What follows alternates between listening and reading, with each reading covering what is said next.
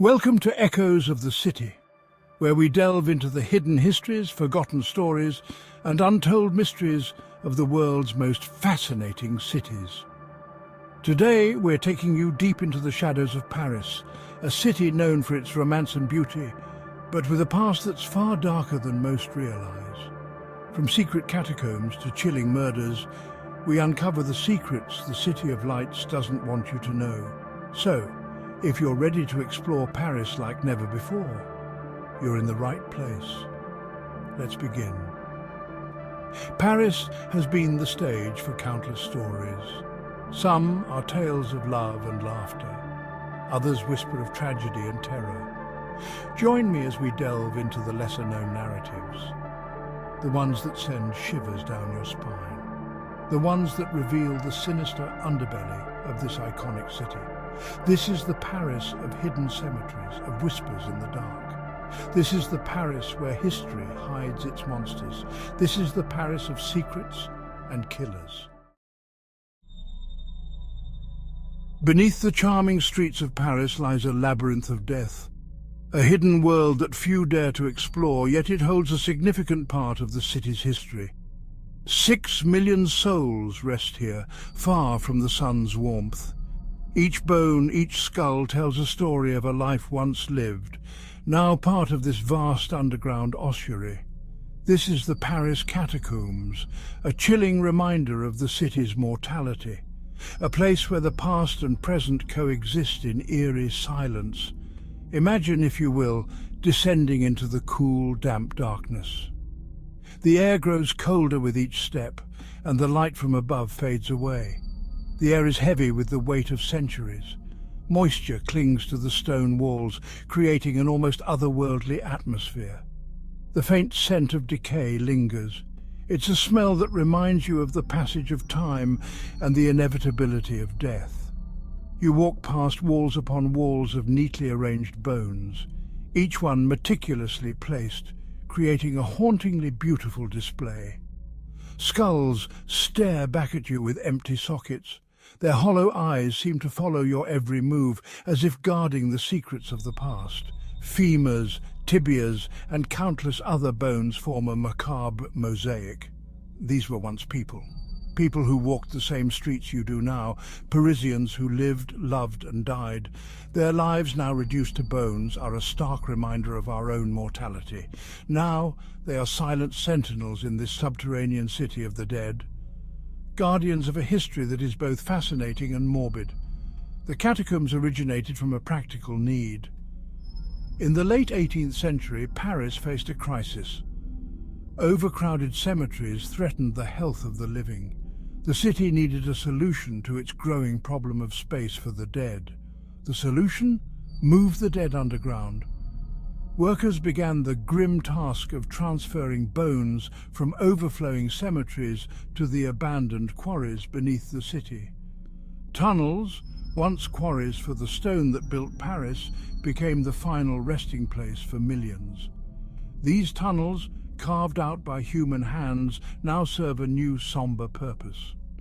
The sheer scale of the catacombs is staggering. Stretching over 200 miles, this underground network is a labyrinth of death. It's a sobering reminder of life's fragility.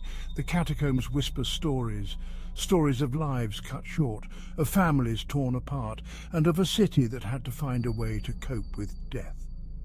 Tales of secret societies meeting in the darkness. These hidden gatherings add an element of mystery and intrigue to the already eerie atmosphere. Legends of people lost in the maze, never to be seen again. The catacombs are not just a resting place for the dead, but a labyrinth that has swallowed the living as well. The catacombs are a testament to Paris's enduring relationship with death. A relationship that is complex, filled with reverence, fear, and a deep understanding of the cycle of life and death. Are you intrigued by the mysteries that lie beneath the surface of grand facades? The Palais Garnier, a majestic opera house, is a jewel of Parisian architecture. Its grand staircases, opulent chandeliers, and intricate designs make it a marvel to behold. Every corner of this magnificent building tells a story of artistic brilliance and architectural mastery. Yet behind its opulent facade, whispers of a phantom linger. The grandeur of the Palais Garnier hides a darker, more mysterious past that has intrigued and haunted many. The story of the Phantom of the Opera, a disfigured musical genius haunting the building, has captivated audiences for over a century. This tale of love, obsession and tragedy has been immortalized in countless adaptations, from stage productions to films, each adding layers to the legend. But few know the truth behind the legend. The real Phantom was not a masked figure seeking love. Instead, it was a tragic event that left an indelible mark on the history of the Palais Garnier. The real Phantom was not a masked figure seeking love. He was a tragedy waiting to happen.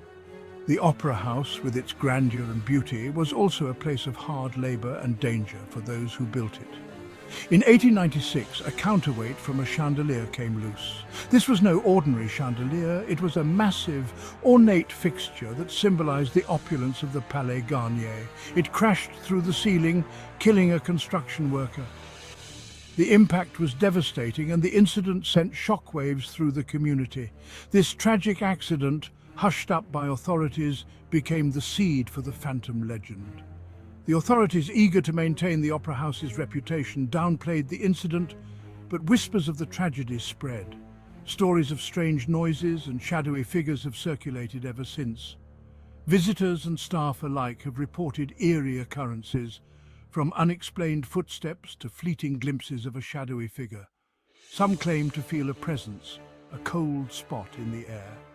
These sensations, often described as a sudden chill or an inexplicable sense of unease, add to the building's mystique. Is it the ghost of the unfortunate worker, forever bound to the scene of his demise? Or is it the collective imagination of those who know the building's tragic history? Or is it the power of suggestion fueled by Gaston Leroux's famous novel and its many adaptations? Leroux's work, blending fact and fiction, has kept the legend alive, making it difficult to separate reality from myth. Fact or fiction, the Phantom of the Opera remains a potent symbol of the darkness that lurks beneath the surface of even the most beautiful creations. The story serves as a reminder that beauty and tragedy often coexist, intertwined in the fabric of history. The Palais Garnier, with its grand staircases and gilded balconies, holds a secret. Beneath its stunning exterior lies a tale of sorrow and loss, a hidden chapter in its illustrious history. A reminder that tragedy can strike even in the most unexpected places. The echoes of that fateful day in 1896 still resonate within the walls of the Palais Garnier, a silent testament to the fragility of life and the enduring power of stories. If you don't like mysteries but still do love true crime, then you need to hear about the crimes of Henri Desire Landru. Paris in the early 1900s was a city of contrasts. It was a time of great cultural and technological advancements, yet beneath the surface, darker elements thrived. The city hums with life, its streets bustling with people from all walks of life. The marketplaces are filled with the chatter of vendors and customers, and the cafes are alive with conversation. But a sinister secret lurks beneath the surface. In the shadows of these vibrant streets, a predator is on the prowl, hiding in plain sight.